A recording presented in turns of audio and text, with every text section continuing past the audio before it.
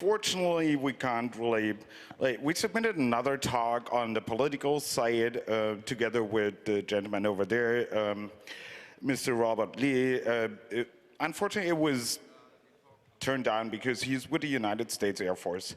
So, this is not censorship, but yeah, if you want to be a censor, then your intelligence should be good, and you shouldn't miss that the guy who's allowed to talk is with the NATO as a co-director. Anyway, so what are we talking about? What we're talking about is like the game of lawful interception, which actually turns out to be pretty much a game. So what's the justification? Who are they looking for? Why are they watching you watching porn? The inherent problems with lawful interception in the game map, then we play one side, we play the other side, and we have conclusions, and then we get drunk. So,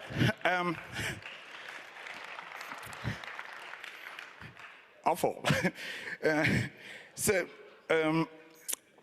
This talk is IP-centric. Keep in mind that every communication you do since a couple of 100 years can be lawfully intercepted, right? So this one is IP-centric, but there's other things, email, snail mail, wired phone lines, which we actually don't have anymore, mobile phone networks, and stuff like that. Also keep in mind that, I don't know shit about this except for I look at it, right? So this is about reading standards, reading code, reading books, making fun of people. Hey, Torolf, we have an empty seat on a stage. Come on. So what's the justification? So basically, lawful interception means there's a law enforcement agency, LEA, which in contrast to Star Wars, is on the bad side. And the idea is that they need to listen into communication from bad people. It's legally, and that's really interesting, legally rooted into the idea of looking at snail mail. So it's a different thing if the police looks at the envelope of your letter, which the NSA calls metadata, or they open the letter and look at the letter. So that's where the legislation comes from. And actually, lawful interception is not, in principle, a bad thing, because basically, if your child is kidnapped and then the ransom note comes by email, you're gonna ask for it. You're gonna ask the police, can't you tell me where this fucking email came from? In Europe, whose deck phone is that? Because it's ringing.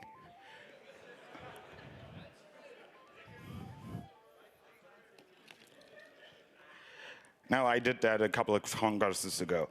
Anyway, so in the European Union, the legal basis of that is the Council resolution from the 17th January of 1995, so it's quite some time ago, which again is legally rooted into the Maastricht Treaty.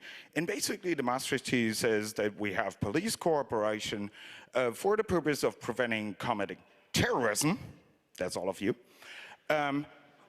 unlawful drug trafficking, which immediately caused me to ask, okay, who's lawfully drug trafficking?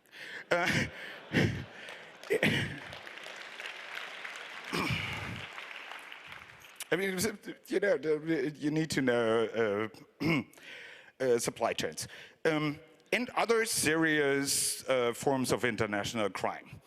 The national legislation that then implements that differs slightly between different European countries.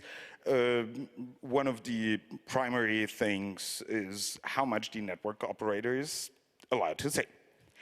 So, let's look at the game map. Before you play a first-person shooter, you better learn the map, right? Basically, there's two sides. There's the people that built the internet, not the ones that asked for it and had it built and paid for it, because that's the US military, and well, if you're surprised that they want it back, that's your fault. The IETF, funnily enough, has an RFC that is aptly numbered 1984.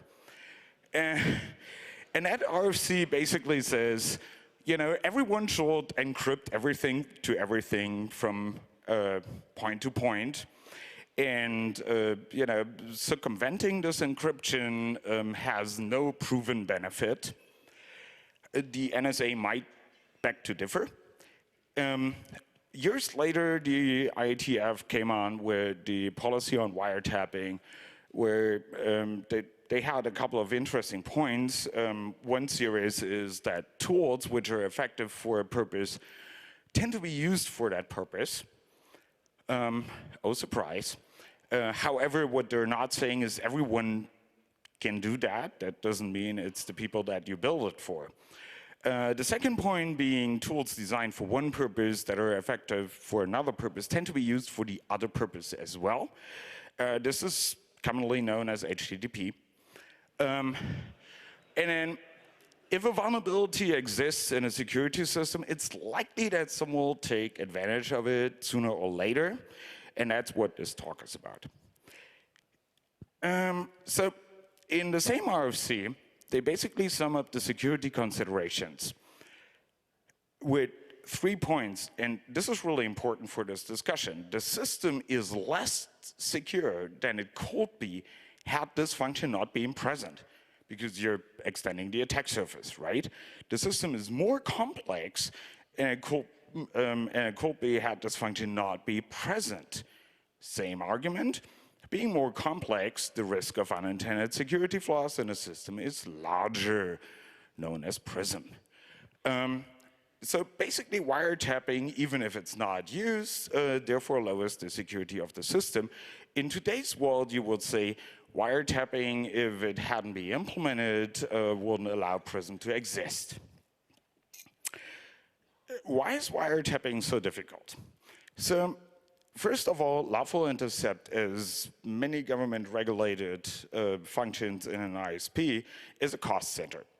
So Google doesn't make any money with watching you.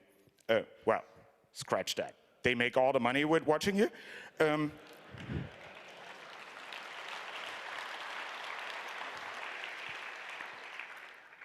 Your ISP, at least in Europe, wouldn't make any money with watching you. However, here's a basic calculation from one of the books on the subject. So the one-time cost is 7 or almost 8 million. The annual cost is like 38 million. And then if you're lucky, you get 25 million back from the government, which by itself is questionable. But like, if you're not less bad in math than I am, you will notice this is not a positive sum game. The next thing is performance and operations. So the operation of the target, like the service must appear to be unchanged. Do you know any gamers in here? What do you think you will do when your ping times go down like 200 milliseconds?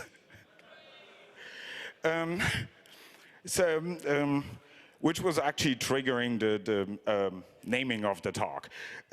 So that is one part. The next one is during interception, lawful intercept agencies may require information and assistance, blah, blah, blah, AKA they have no fucking clue and they call your network administrators. The third part being like the telecommunication to and from the target service be provided to the exclusion of any telecommunications that do not fall within the scope, which means they tell you who you're supposed to monitor, and you're fucking responsible to make sure that you're not monitoring the wrong people. Wait a minute. But then there's like the basic IT, and I'm a networking guy, there's basic bandwidth issues. transmissions forwarded to the monitoring facility to comply with the performance standards of the network operators. A bullshit statement to begin with, but let me explain why this is really interesting. So this is how we actually envision the internet to be, right? So, you know, you have an access point. What the hell? Let's drink Jägermeister. That one is already open.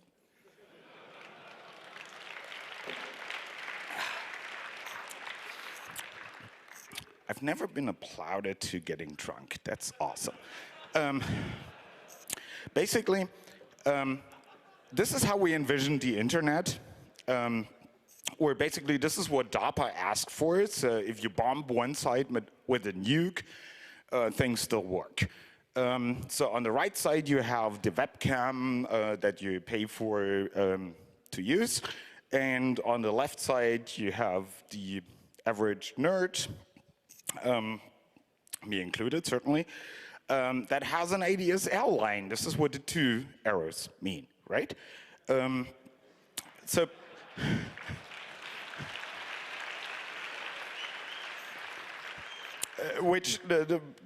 this tries to sum up that, you know, the military built the internet, the porn made it big. Basically, this is what the military and famous universities worked on. Now, a couple of years ago, I was on a conference in China. And after 2 hours of the introduction speeches from professors, I thought I'm on a wrong conference, but all the other speakers that I knew were still there. And I thought I'm on the wrong conference because they kept talking about the sensor network, as in sensoring. Because the network topology changes drastically if you're monitoring everyone. And this is what the Chinese network looks like. Basically, on every single point, you need the sum of all bandwidth that goes into the point and out of the point to be collected into your monitoring station. And this is why the Chinese actually call their local network their sensoring network, because it basically is not sensoring not with a C, but with a sensor, like it says on the slides, because that's the topology, and that means completely different routing patterns and all that things. Good. Okay, we understood the basic problems. Now, what's the gameplay? So, this is a slightly adapted explanation from Wikipedia about CounterStrike. So we're talking about a first-person game in which the players join either a terrorist team or the counter-terrorist team. In contrast to CounterStrike, not all become spectators. They do it to become spectators. What points do we actually have? Like, where could you take the data of the network and, you know, watch me watching porn? There's the acquisition at the source. In Germany, we call that Quellen-TKÜ.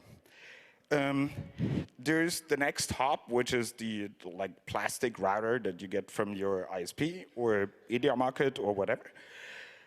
There's the most common way of doing it in the network access layer, which we're going to cover in more details. There's SS7 probes, which is really interesting because it allows you to monitor phone calls, SMS, and stuff like that from across the planet.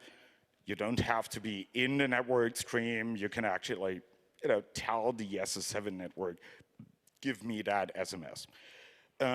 There's data retention, which basically means someone else is monitoring the stuff for you and runs an Oracle database that nobody cares to shit about because it's a cost center. And, well, there's all your communications for the last half a year in there, which I'm sure no foreign secret service will find interesting. There's DNS-triggered interception. This is what I would like to say less free countries, but by now I'm not really sure about that. Use.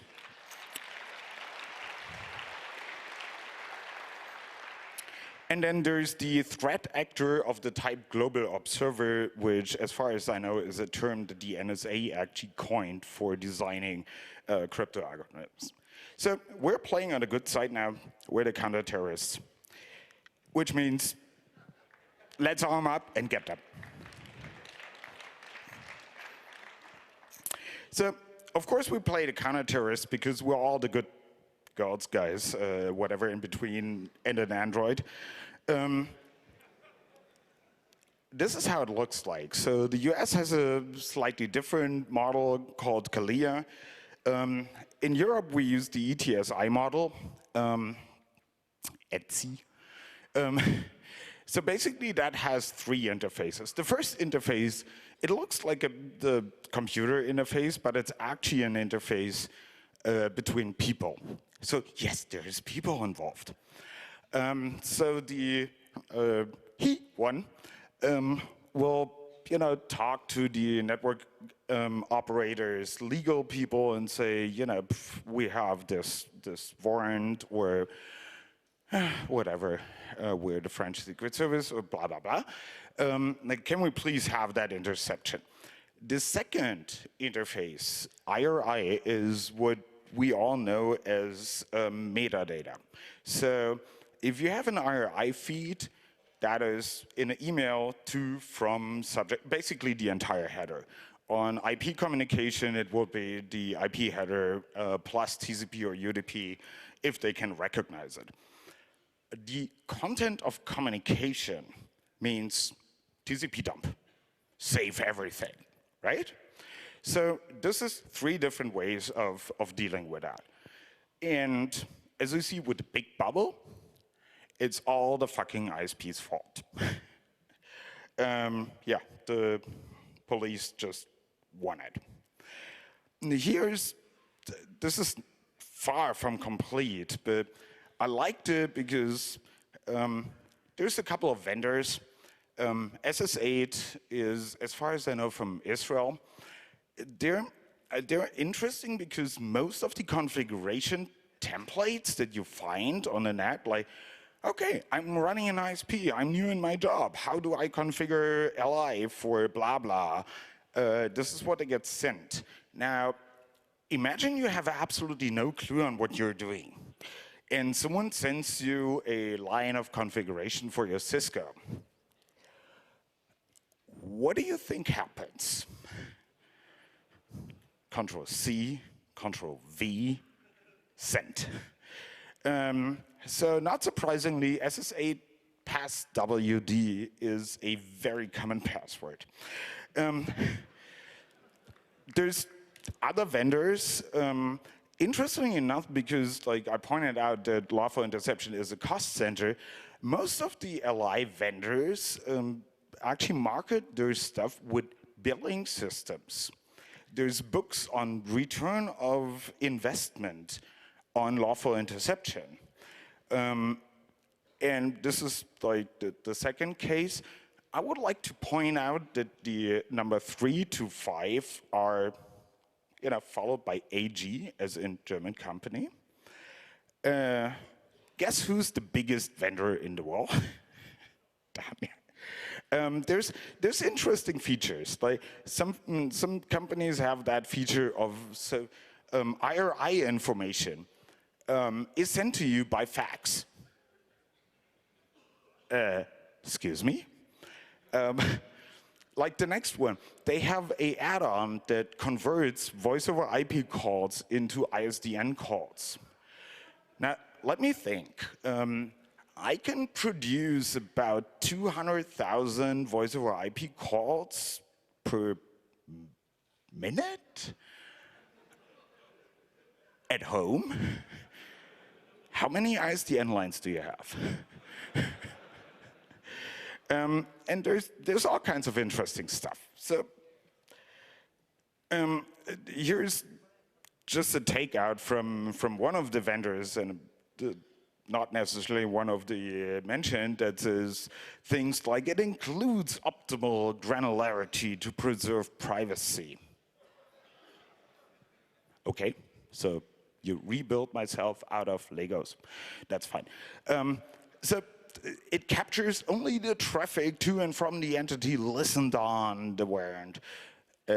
Yes, because that's the only traffic you should fucking get by legislation, poser. It operates at high speeds. To be precise, the high operation speed is measured in GPS.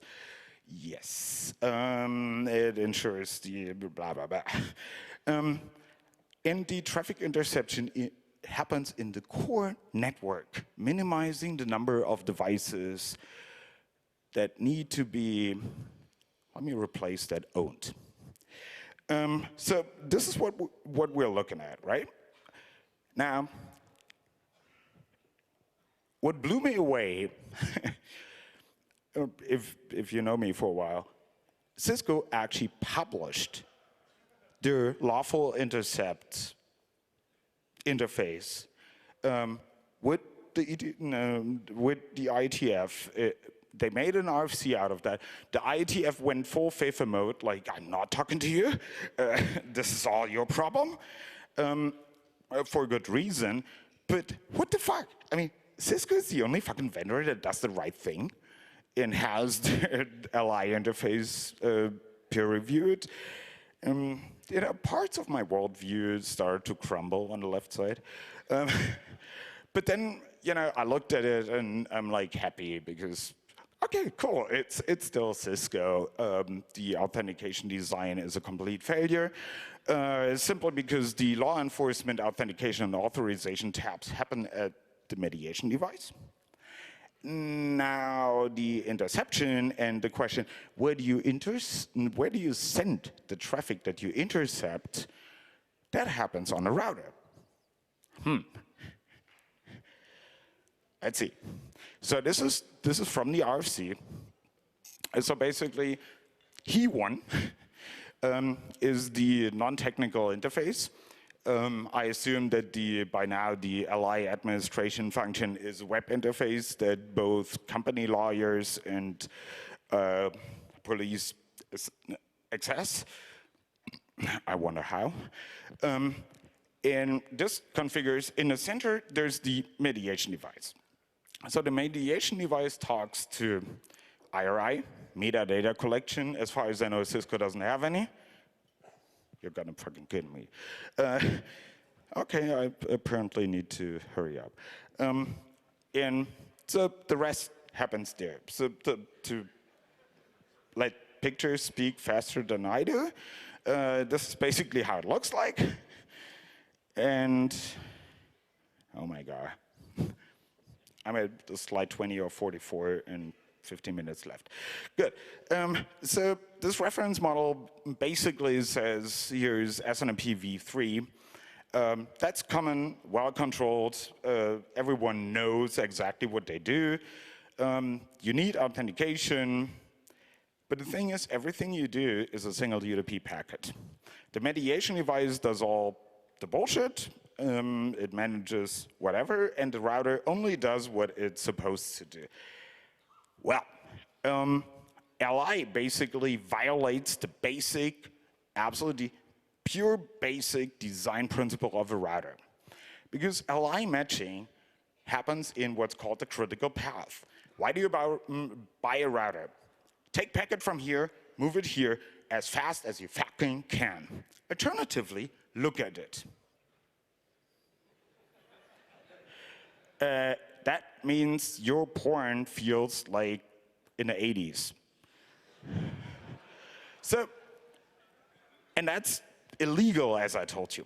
So routers are not meant to do that. So the way Cisco implemented that, and that's actually not stupid, is the closest they found was access control list. The problem is every time they invent a new forwarding technique, a year later, there's a Cisco advisory saying, oops, access control lists are not matched on this. Yes, so for interception purposes, they actually built them on the fly. Let's see. So this is how a mediation device looks like. This is a check version. So you basically say who, what, when, porn. How do you protect that interface? Authentication is actually required. So you can't No matter how stupid you are, you can't configure SNMP v3 for LI without authentication. And there's a couple of other values that you need, but basically there's also access control lists for so-called infrastructure ACLs in place, so not everyone in the world can talk to you SNMP, hopefully. You can bind this to user groups, nobody cares. You can encrypt this, nobody cares, because it's LI and nobody fucking cares. We want to run a network. Then came IPv6, different story.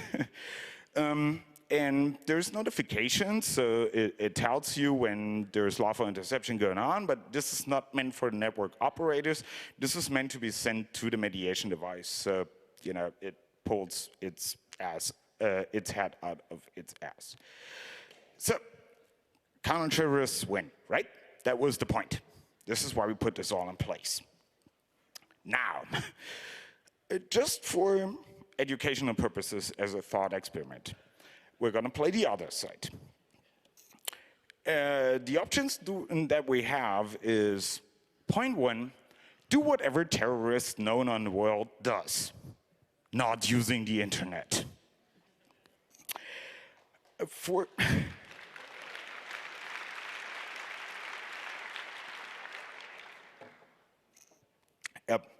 it took me a couple of years to realize that those mules are not actually transporting IP traffic. So, alternatively, what we can do is use traffic that is not intercepted, detect interception, or take over things. Traffic not intercepted is not something we really have to do much for, because so here's a couple of bugs that showed up. So in iOS XE, the lawful intercept feature needs a license. They turn to expire. And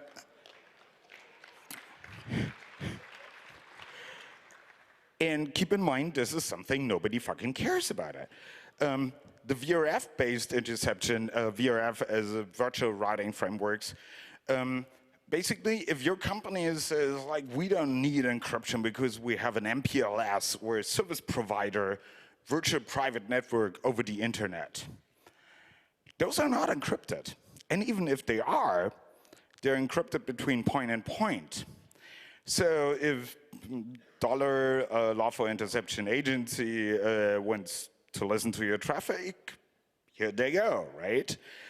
The thing is, keep in mind, you should notice that this happens.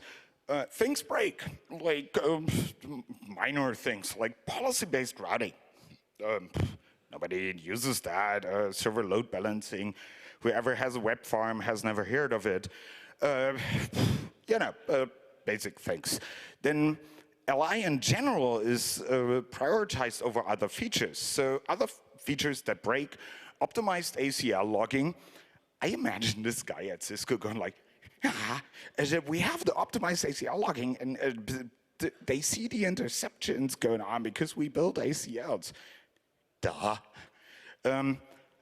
There's other ACL matching. What I really like is the bug report makes a very honest statement. Intrusion detection systems, IDS, not functioning properly. Which is a general statement, I'm fine with it. But the funny thing is, you're running a provider network, someone gets monitored, your IDS only sees the monitored guy anymore. That's the only guy they see. So basically, all you need to do is troll someone else far enough so they get intercepted, and then you can do whatever you want. What the fuck? Now, there's other things, right? So here's the Cisco bug. If you actually buy additional hardware and put it, you look so cute with that. You put an additional line card in your access router just for zip, so the police can listen better to VoIP calls. And you know, the result is, doesn't work anymore. There's also, this other bug that I really like. So basically, the SNMP communication doesn't work anymore. And the workaround, I love. You may be able to restart the SNMP manager to force the timer for SNMP engine to resynchronize. Note, however, that doing so causes a 100% outage for all wiretaps that are served to the SNMP manager. If you cannot restart the SNMP manager, there's no workaround. This is verbatim quoted. And now, if you have so much fail, then there's a tendency to look for, can I make more fail? So, stateful switchover and non-stop forwarding are major selling points for routers. In this case, the naming is Cisco, but for router vendors in general.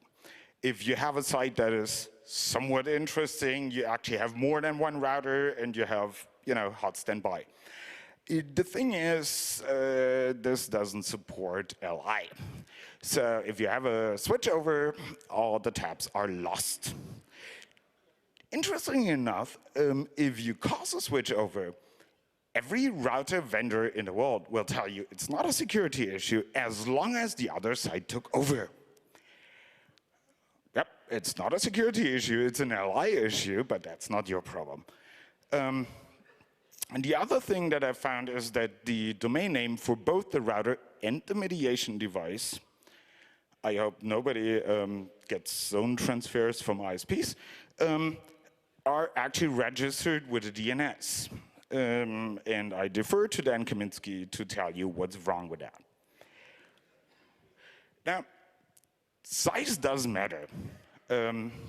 If she told you otherwise, she lied. So, Leah has the problem of, by requirement, they want to have the same bandwidth as you have. And not everyone does interesting things from home. There's people that have big pipes at work, right? And there's interesting stories about, especially the German police intercepting, where they're not saying, give me this HTTP traffic, but they say, we don't know what this guy does, give me everything. And then they call 10 minutes later and say, what the fuck, we only have a Pentium 1, turn this shit off.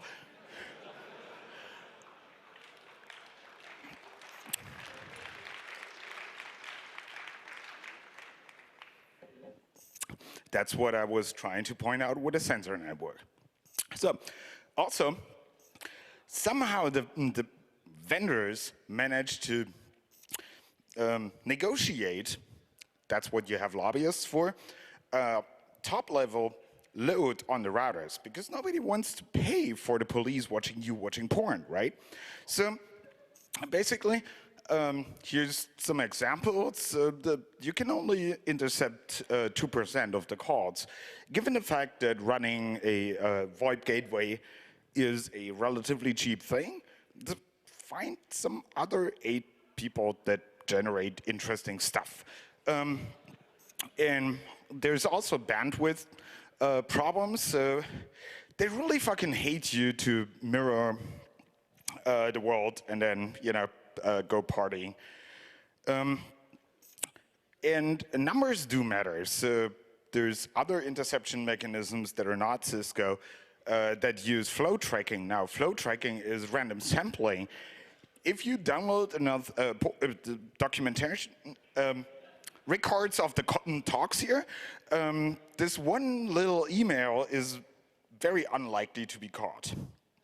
And then there's the compromised observer problem, because basically now you have 2 IP stacks that need to understand what you're talking. And that's why IDS doesn't work, this is why IPS doesn't work, period. Because now you have a combination of 2 recipients, so there's many different ways to fuck this up. Basically, it's like with an antivirus solution. The antivirus solution can't unpack the zip file. Your Windows zip tool can, or unzip on Linux can. So the antivirus solution has no fucking idea what you're looking at, and you get infected. This is all LangSec. If you haven't understood that, keep getting owned. Whoops, wrong direction. Fat fingers.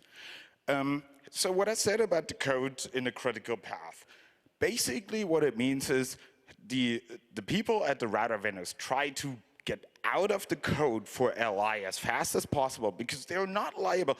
Neither the ISP nor the router vendor is liable for not intercepted packets when they're not well defined. So this, for example, looks for, oh, IPv4, cool. IPv6, cool. Let's go. Now, IPv5 is what I call a laser packet. Because lasers don't pass through prisms. Take a prism, take a laser, try it.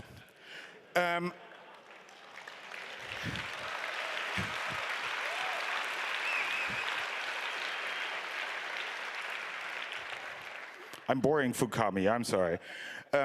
So basically, what I tried was take a regular IPv4 packet or packet stream and just like replace the version to number 5. What's funny is there is a number of routers that actually forward that, and there is a number of recipients that actually answer. That doesn't make sense unless you look at the entire OC layer stack. Because on the data link layer on layer 2, there's a number of protocols that hint on what is the transported protocol, right? So example for Ethernet, IPv4, we all know. IPv6, I actually learned from a professor that why is IPv6 better at transporting porn? Because it's 86 double D.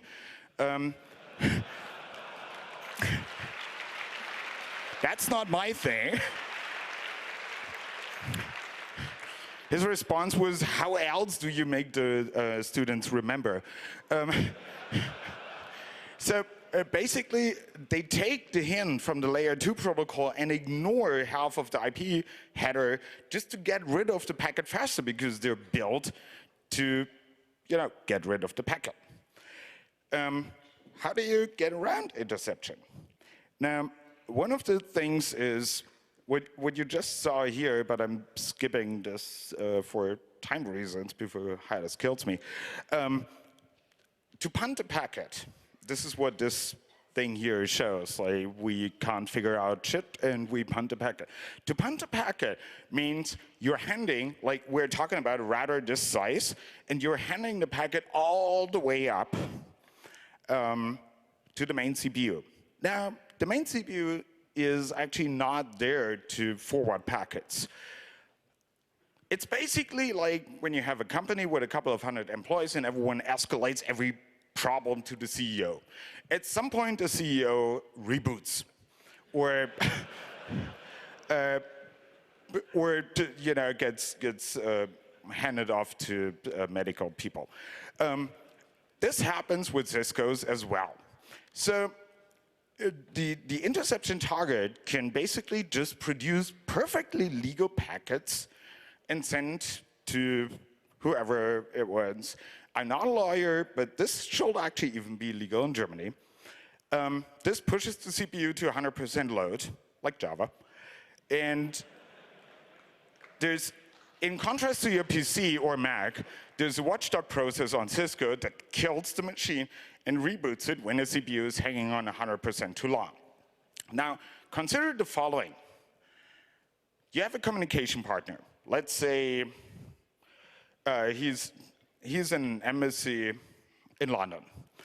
And you want to have a secure communication with him, so you trace route to his IP address. Then you send like 10,000 packets, which is not a lot. And then you trace route again. If the trace route changes, usually like the third or fourth hop, there's an access router on ISP just rebooting. The thing is, you don't have to be fast because they actually take about 20 minutes to reboot.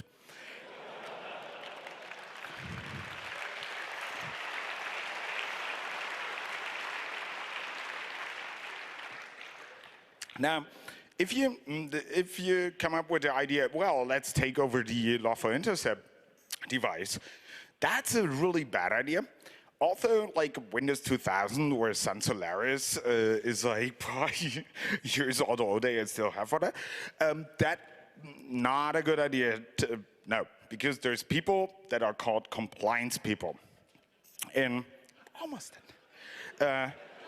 And you know, they hate you because their job is to watch the compliance of this device, and root shells on that device are not good. If you plan to attack the basically police, like forget it. Taking over the interception point, being the router. Well, there's this bug from 2008, and routers are not commonly updated, which, you know, takes SNMP v3. Here's the MAC coming in. I love you, thank you. Here's the MAC coming in. Here's the MAC that we have stored. We're allowed by RFC to compare a subset. Nice.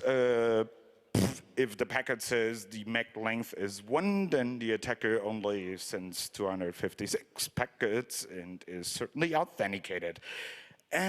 Interestingly enough, Tom Cross found out that of all Cisco images, everything was vulnerable except for most of the ones that had LI functionality, which is interesting by itself.